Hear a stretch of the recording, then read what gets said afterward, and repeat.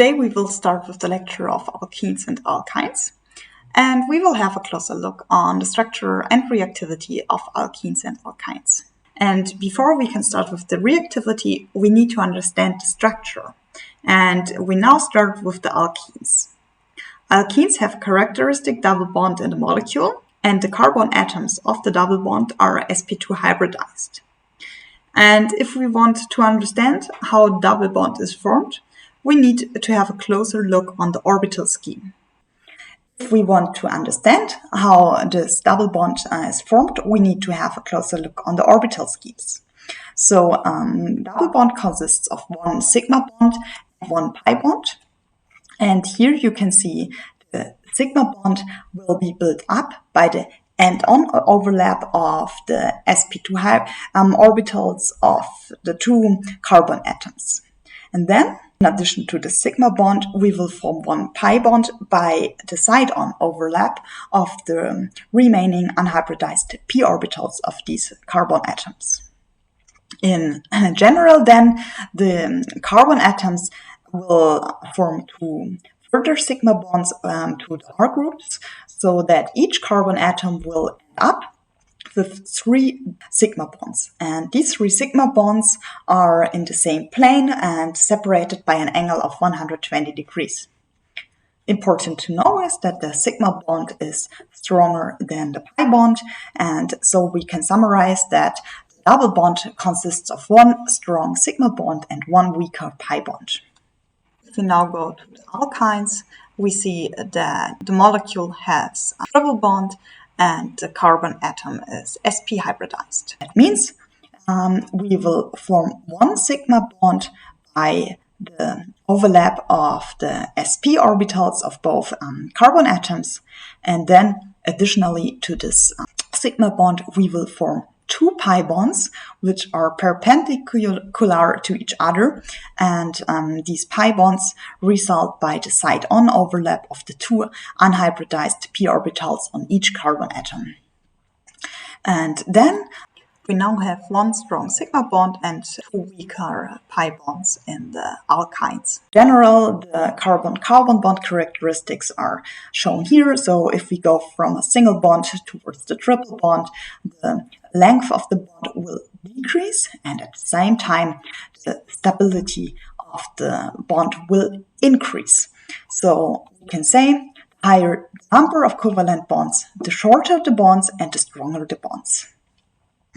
And if we want to understand the stability of the carbon-carbon double bond, first of all, we should think about the possibility of a rotation. So for a carbon-carbon single bond, we have a free rotation around the sigma bond. However, for the carbon-carbon double bond, the rotation is restricted.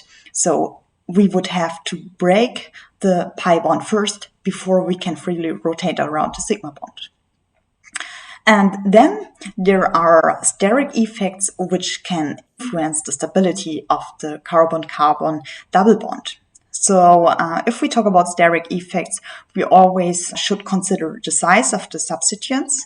And then we have the possibility to have a different stability of the configurational isomers, so of E and Z alkenes. And here we have an example. So if we have the Z alkene, then both substituents are on the same side of the double bond. That means there is a steric hindrance.